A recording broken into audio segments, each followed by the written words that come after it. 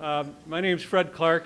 I'm the Executive Director of Wisconsin's Green Fire, and I would like to, on behalf of our planning team and our sponsors, welcome you all today to our program to talk about wolf management in Wisconsin.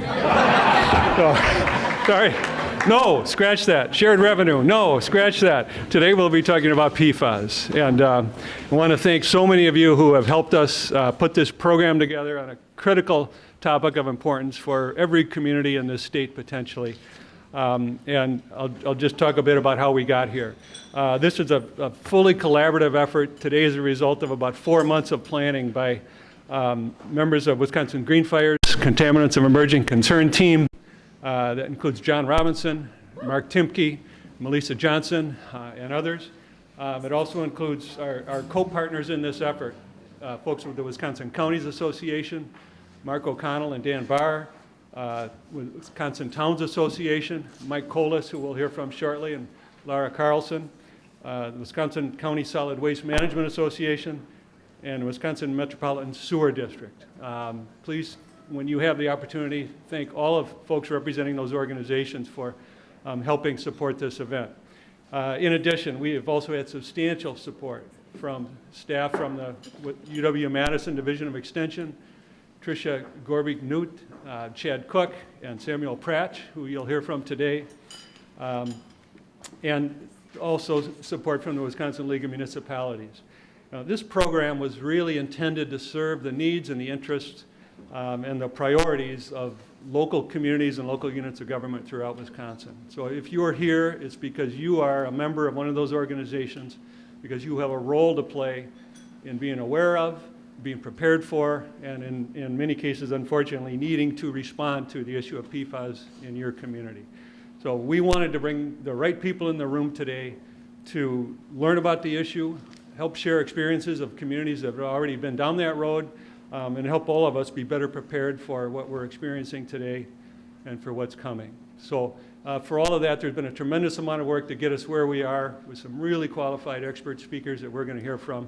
And let me just ask if we can give a round of applause to all those organizations and people who've been part of planning.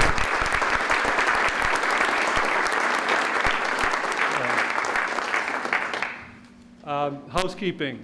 Our commitment today is to stay on time. So it's 9:34. We want to be out of here by about 3:30. We will be in this space all day. If you need to use facilities, they are conveniently located right behind the registration table. We'll have a couple of short breaks through the day. Lunch will be served right here. It'll be a simple box lunch that you'll just take back to your table, and it'll be a working lunch. So we're going to hear from Samuel Pratch with UW-Madison Extension, and we're going to do some learning over lunchtime that'll be continued toward the end of the conference and beyond. Also, I wanted to mention that our program today is being broadcast by Wisconsin Eye, so that this program is now being live streamed on Wisconsin Eye's website. You can tell your family and friends at home to sign in and watch. We're also being covered by the Wausau Community Access station that will also be providing a recording of this program later. You'll have access to the program recordings afterwards on the conference website. You'll also have access to the presenters' presentations that we'll also make available on the conference website. Finally, if you are presenting today, thank you in advance for preparing to do this. If we do not have your presentation, please get it to me as soon as you can, and we'll make sure it's teed up and in the queue. So with that, thank you for making time to be here today. This is a priority for you, obviously. We want to make sure that that's a worthwhile investment of your time. Today, opening the program and providing some overview for us is Mike Koles. Mike's the Executive Director of the Wisconsin Towns Association. Shoes he has filled for the last 9 years, and prior to that, he served with UW-Madison Division of Extension. Mike, thank you, and I'm told you need to hold this mic close. Thank you, Fred. You scared me a little bit there with your wolf comment. This morning, I wake up and I don't know exactly what I'm doing each morning. So on the way here this morning, I had planned to be here for an entire day, and I got a call from 3 different legislators before 7 o'clock, which are never good calls if you get calls before 7 o'clock. So I'm going to stick around as long as I can, and then I will be discussing share revenue, the Agriculture Road Improvement Program, and the Town Road Improvement Program, because as you all know, we're writing a budget in the state of Wisconsin right now, and it's a very interesting time. As Fred said, I am Mike Koles. I'm the Executive Director of the Wisconsin Towns Association. Welcome. For many of you, today marks the first steps in what I am going to guess is going to be a very long journey. For some of you, there are additional steps on a journey that you've started because you've already been impacted in your communities, in your life, by what we're discussing today, PFAS. But for all of us, we know we got this, right? We've been here before. We've done this many times. I was not around, to be clear, when Rachel Carson wrote the book Silent Spring, but I was born just a little after that. And I remember my parents pulling over at the Ackley Wildlife Area, not far from here. I grew up in Antigo, and we would occasionally see a bald eagle. And it was like Christmas when we saw a bald eagle. But today, we see bald eagles everywhere, right? When I got my first real job, where's Chad Cook? I didn't even know he was going to be here. Is he in the building? He's not here yet? Chad and I will remember this. We both started our first real jobs about the same time in the Fox Valley, right when PCBs started to be discussed. And there were different hypotheses, and there was different science, and there were different attorneys with much different opinions. And yet we got it.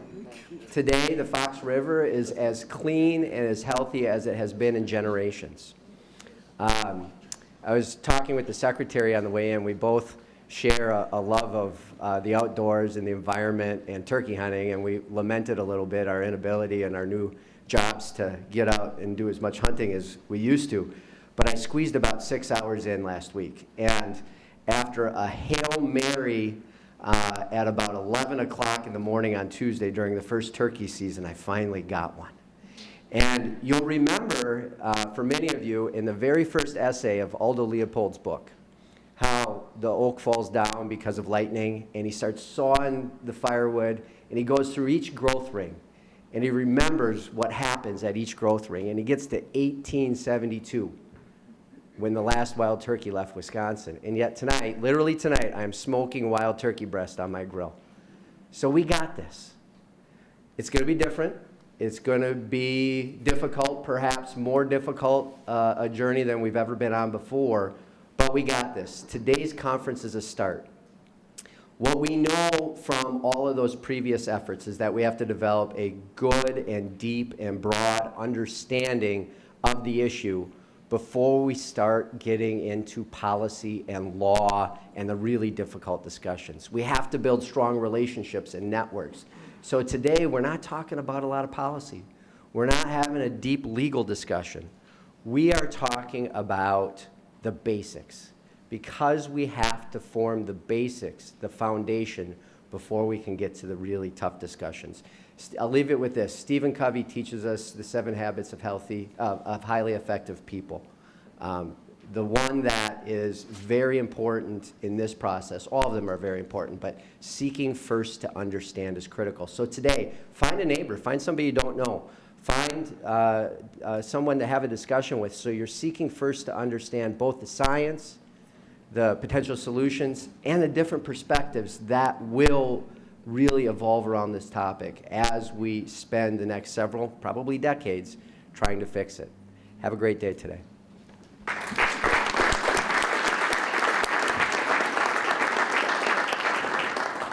Thank you, Mike. Now for a local welcome. Many of you have read about Wausau. You know this community, and Wausau has been on the front lines of PFAS issues, and we're going to hear first this morning from one of the people who has led this community through that saga, and still is, and many others, Mayor of Wausau, Katie Rosenberg.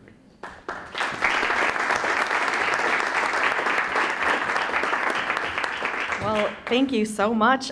Good morning and welcome to Wausau. A very special thank you, Fred, and all of Green Fire's enthusiastic and intrepid board members, especially my good friend John Robinson. Thank you to our friends at Wisconsin Counties Association, Wisconsin Towns Association, Wisconsin Counties Solid Waste Management Association, and Madison Metropolitan Sewerage District. And thank you to the Wisconsin Department of Natural Resources and Secretary Payne for your participation. Now, you might be asking yourself, but maybe you kind of broke it through, why is this taking place in Wausau instead of Madison or Milwaukee or even Eau Claire? And I don't actually have the exact reason the organizing team selected us, but I'm going to guess it has something to do with our unique position as the first city in the state to find every single one of our wells contaminated with PFAS. And I can finally say that without my voice shaking. The last 16 months have been the most challenging of my life, and I wouldn't be surprised to hear the same from our Wausau Waterworks utility staff, from our Wausau City Council, and anyone who's had the opportunity to work with us to find solutions to our PFAS. The day we were able to say that the water coming to everyone's sinks has been filtered for PFAS, I cried the happiest tears, and we're not all the way there yet. We are still using our temporary solution of a PFAS removing resin in our anionic exchange system. And if you don't know what that means, which up until last year I didn't, you need to think of it way back in middle school science. It basically means we're pulling out the stuff in the water that has a negative charge, like sulfates, nitrates, and arsenic, and then the resin is pulling out the PFAS, among all kinds of other things, actually. So I'm happy to report our permanent solution, once we get there, is a long-lasting granular activated carbon system to remove PFAS is out to bid, yay. And if everything keeps to our projected schedule, which, as you know, in government is sometimes fun, will be in place by the end of next year. So, of course, these accomplishments aren't without sacrifice. We've asked our community to invest a lot. We've asked them to quickly learn about PFAS and why we need them out of our drinking water. We've asked them to support our efforts to permanently remove PFAS in the drinking water, and now we're asking our community to help pay for it. But one of the things I've learned, or maybe relearned through all of this, is that it's super important to reach out to anyone and everyone who knows anything about this stuff for help. A couple of calls I made right away when we learned about the scope of the contamination and that we didn't have an easy way to turn off our wells or dilute or any other things that the other communities had the ability to do. I went to Governor Evers' office. I went to the DNR. I went to Senator Baldwin's office. I went to my fellow mayors. I went to the League of Wisconsin Municipalities. I went to the Marathon County Health Department and the United Way and the Neighbor's Place and so many others. And I talked to researchers at the University of Wisconsin-Milwaukee about potential solutions. I heard from some of my old buddies from former Congressman Dave Obey's office. And I learned there is a local government ombudsman at the Environmental Protection Agency. And eventually, I got the chance to share our story with the vice president at the White House. And every single one of these connections felt like a little piece of the answer that needed to be inputted into that cryptex, kind of a la the Da Vinci Code. And while it might seem counterintuitive for a politician to suggest announcing to the world that you don't have all the answers and you need help, but that is what got us where we are today. Senator Baldwin helped us secure $1.6 million in earmarks to help pay for the GAC system. Yay, yes. I want to hug her every day. The DNR approved a 70% principal forgiveness loans for the temporary and permanent PFAS solutions. Yeah.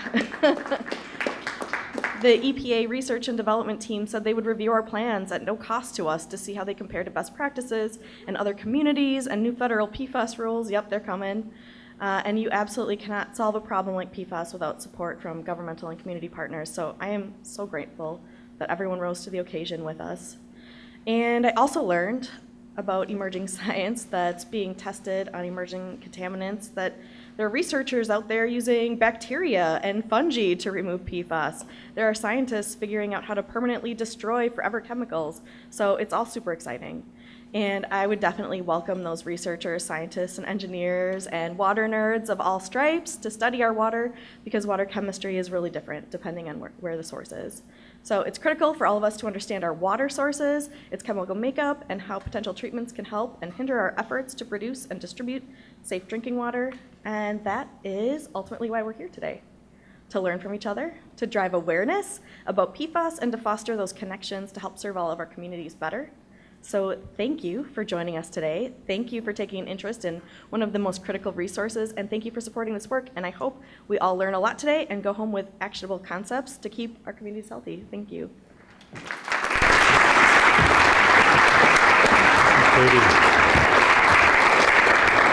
Thank you, Katie. Our next speaker is Department of Natural Resources Secretary Adam Payne, and I just want to note that in our recognitions this morning, Wisconsin Department of Natural Resources staff have been critical partners in putting this program together. Jim Ritchie, Jim Zellmer, Mimi Johnson will all be hearing from today, but they've also given us tremendous insight and put the resources of the department in service of this program. So we're very appreciative of that, and appreciative that DNR Secretary Adam Payne is here with us this morning, and he's going to offer us some observations and our final keynote. Secretary Payne, thank you so much for making the trip to be here.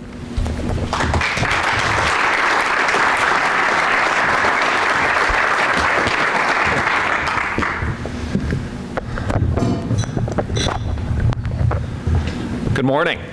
Can you hear me all right?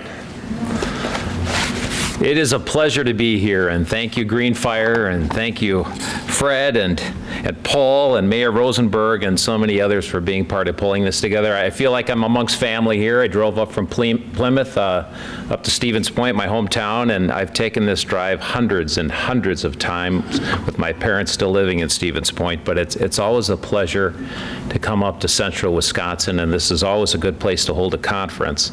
And this is such an important opportunity for us to pull together and build relationships and focus on something that's so critically important to our state. So I welcome this opportunity, and I appreciate being here today. Just a little bit of background about myself. I grew up in Stevens Point along the Wisconsin River doing a lot of hunting, fishing, and trapping. My parents, one is a retired wildlife professor, one is a retired school teacher, and they really instilled in me the importance of taking care of natural resources and leaving it better than we found it. And I so value the opportunity. It's such a privilege to work with so many people that care about natural resource protection and enhancement. I'm so humbled and honored to be the Secretary of the Department of Natural Resources and to work with people like Chairman Bill Smith of our NRB or Vice Chair Marcy West of our Natural Resource Board and many of the other DNR staff here today. So thank you for this opportunity. I had the chance to cut my teeth at the Department of Ag, Trade, and Consumer Protection. I worked as the Executive Director of the Wisconsin Land and Water Conservation Association, and then for 24 years I was the Sheboygan County Administrator. And as the Sheboygan County Administrator, I had the opportunity to work with a really thoughtful county board and tremendous staff, and really, really impressed upon me the importance of local government as the primary delivery system of natural resource protection and enhancement and protecting our water quality in our local units in our communities and for the people we serve. Can't tell you how pleased I was to have that experience. And having worked as a county administrator for 24 years, I had 7 county board chairs that I reported to, and some were R's and some were D's, and it didn't matter. It didn't matter because we focused on the problems and we collaborated and we worked together to problem solve and get things done. It was just an absolute wonderful experience. One of the examples you might have heard about is cleaning up the Sheboygan River and Harbor. It was about a $100 million challenge, and it took about 6 to 12 different agencies to pull together to get it done, public and private. Happened starting back in 2006, 2007, when we were dealing with a recession, and we ultimately cleaned up a Superfund site in Sheboygan County. And we did that, and I mention that because, again, it was all about collaboration, pulling together, focusing on the challenge, and getting it done. It took the EPA, the Department of Natural Resources, and again, so many different agencies, public and private, to work on it. So it was a pleasure to be a part of, and that experience really helped me transition to this role as the DNR Secretary. And I can tell you, and I appreciated the comments about our staff here, but I am so proud and impressed with our team at the Department of Natural Resources. Incredibly passionate, incredibly dedicated, and you're going to hear from some of those people today, including Jim Zellmer. Really good people.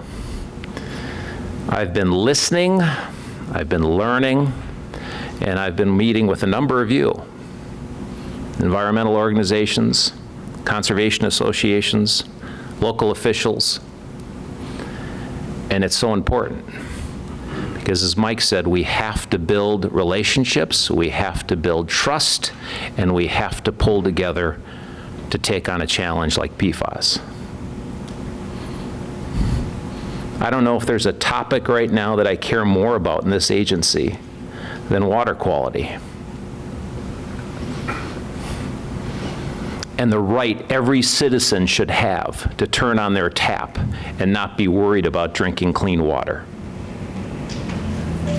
And if they have polluted water, they should be able to contact the Department of Natural Resources and not hear, "Thanks for calling, we'll get back to you," but hear, "This is what we're going to do to help you." I can't imagine Katie's challenges with residents in Wausau and mothers calling and saying, "Can I make my children baby formula with this water? What do I do?" I can't imagine as local officials dealing with those kind of calls and challenges. I didn't get a call like that in Sheboygan County. But all of us are going to start getting more of those phone calls, and we need to be prepared. And we're going to be prepared. And some good things have happened. But just to set the stage a little bit, this isn't just a state of Wisconsin challenge, of course. This is a challenge across our country. Thousands of products have led to this. Unfortunately, the very rain gear we might have been wearing this weekend when we were out and about, or the eggs we cooked for breakfast, PFAS was used in many of these products, and we need to make sure that we get PFAS out of these products. Wisconsin is experiencing more and more detections, more and more communities that are struggling from PFAS. And we don't want to frighten people, right? We don't want to be alarmist. But we have to pull together and learn about this and be prepared to respond. Our scientists are showing that this is impacting people. It's a health crisis. People are getting cancer because of PFAS. So we have to take it seriously, and everybody in our communities and all of our local leaders and legislators need to take it seriously. There are over 4 million Wisconsin residents that rely on public water, and a third of our state relies on private wells. We've got to make sure that they have safe water. We have to be prepared to respond. Some good news, the Environmental Protection Agency is certainly taking this seriously. They have a strategic roadmap. They've laid out an approach to address PFAS. Very recently, the EPA is striving to establish national drinking water standards. A lot of research, a lot of activity, a lot of resources that are coming our way from the Environmental Protection Agency. But there's also a lot of questions. How do we better and more efficiently detect and measure PFAS in our air, water, biosolids, fish, and other wildlife? How much people are exposed to PFAS through everyday life? Did anyone just see on the national news last night, CBS, the story on PFAS in Michigan? I was pleased to see that attention to that. If memory serves, I think, based on the studies that have been done to date, all of us have some level of PFAS in our blood. What can our bodies handle before it becomes too much of a problem? We need more science. We need more research. How harmful is it in the environment? How do we remove PFAS effectively, efficiently from our drinking water? How do we dispose of it? A lot of questions, a lot of research, and it's going to take time and money and leadership. Some more good news, though. We have a governor that really cares about this issue. And that is not always the case in our elected officials. And you probably know elected officials at the local level that maybe aren't so concerned about PFAS. We all need to be concerned about PFAS. Unfortunately, our governor has made this a priority. He's made clean drinking water a priority, and he has put his money where his mouth is. Not only has he declared in his first year that water quality was going to be so important to this administration, he has taken several steps to help our state begin to respond. A PFAS Action Council was established, again, putting together our plans, activities, action steps for Wisconsin. We established standards for surface and municipal water. We need to revisit groundwater. We expanded our well compensation program so we can respond to communities in need, again, whether it's a private well or a municipal well, but we need to do better. We need to do better, but we do have programs in place. There was also a fair amount of investment made to clean up the firefighting foam and make sure that our firefighters and local responders were going to be safe when they respond to an emergency. Big effort to get rid of this foam and safely dispose of it. We've had some lawsuits. Got some companies that led directly to PFAS contamination and were wrongful or deceptive in the information they were sharing. So some work's been done, some good work's been done, but I was so grateful that our governor included additional resources in his proposed budget, over $100 million, because we have to do better. We have to do better. The Environmental Protection Agency, the infrastructure bill, there's going to be millions and millions of dollars coming to the state of Wisconsin to help us upgrade our well infrastructure, to help local communities, grants. But it isn't the full bill. How do you match the difference? How do you leverage those funds? Some small communities don't have the ability to pass that on. And it's not their fault that they have PFAS in their water. We need to be prepared. If that individual well owner calls the Department of Natural Resources and their well is polluted, our answer cannot be, "Thanks for the call, we'll get back to you." It needs to be, "This is what we will do to help you solve that problem." And you are going to get those calls as well. We need to be on the same page. We need to be able to respond to people. For me, it's a little, how can you not care about people's water? And how can you not be prepared to respond to people in need? This is Wisconsin. So again, I'm so grateful we're here together talking about this, and I'm so grateful that we have a governor that is leading, and these dollars continue to be in the budget that the Joint Finance Committee is considering. So when you leave today, you're all going to take a few nuggets with you, some action, some things you're going to want to do. At least please have some things in mind that you want to take home and do. One should be to contact your legislators and say, be sure we have more dollars invested to respond to people in need, help communities in need, and help address water quality issues. Make sure that PFAS money stays in there. Again, it's a little over $100 million. It should be more than that. Not less, but more.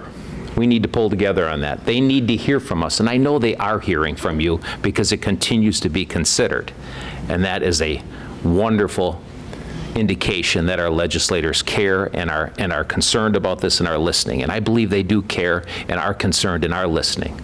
My discussions with them have been fruitful on this. I've yet to meet with a legislator, and most of my discussions have been in the Senate. I've yet to meet with a legislator that has looked at me and say, I don't think PFAS is something we should be concerned with. People's water, well, we don't need to worry about that. I haven't had a legislator suggest that this isn't important. So again, that's a credit not only to the governor and his leadership, but to our legislators who need to be part of the solution as well. I'm encouraged. And I am so encouraged that we have local units of government, as Mike said, who historically always find a way to get the job done. I don't care what level of government it is, town, city, village, county, local governments find a way to get the job done. And we will find a way to get this job done and make sure that citizens of this state have clean water, water they can rely on, that's safe, and if they don't, we can respond and problem solve quickly, effectively, efficiently. So I'm worried about this, but I'm also optimistic, because that's how we roll in the state of Wisconsin. We pull together and we get the job done. And I can't think of a challenge more pressing or more of a concern than our water. I was real pleased with Jim Zellmer and his team, the DNR, in collaboration with the governor's office, the public health, emergency response. We put together a community toolkit that's going to be rolled out. I believe it's going to be rolled out either today or this week. That's going to be a resource for communities to rely upon. Did we bring copies of that along, Jim? Yeah. We did, because it was just, the ink was just dry at the end of the day yesterday. So that's a credit to Jim and our staff here for having that available for you. Please take a look at that and look at it with a critical eye. It's a working document. It's there to be a resource. If it can be improved upon, refined, made more valuable to local officials, to the citizens that we all serve, let us know. Give us that feedback and we'll continue to improve it. But we wanted to have something that people could quickly refer to and know how to reach out and get help. As you know, biosolids continues to be a real concern as well. I'm very pleased that we have some legislators that are looking to make sure that we can be more effective there. And I'm, again, so pleased the DNR is focusing on renewing our permits right now that require monitoring raw and treated wastewater and requiring utilities to take source reduction measures to eliminate significant PFAS sources. This is in play as we're updating our permits. This is in progress. And we need to do more. But it's so important to our state as well, because about 80% of our biosolids are spread in this state. And it's a wonderful nutrient, but we need to know what's in it. And that's going to take time and sampling and resources. So let me conclude with this. I so appreciate the comments that were made about the importance of building relationships and building trust and strengthening collaboration, because that is the secret to success. If we're not working in collaboration, if we're not pulling together, we're not going to be as effective. It's so important. We're doing it with our Department of Natural Resources Board. We're certainly working closely with the governor's office, and we're looking to build stronger relationships with Green Fire, all of our environmental organizations, all of our conservation organizations, and certainly the legislature.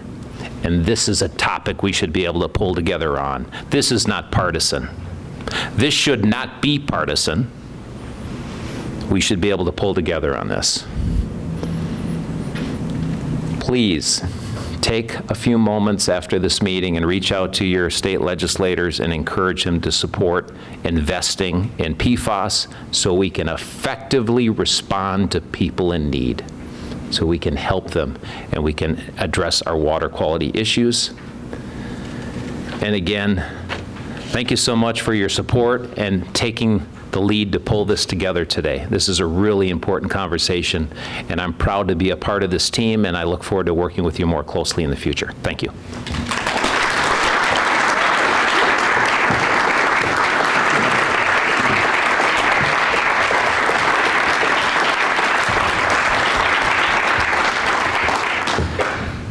Thank you, Secretary Payne. I think perfect opening for our morning.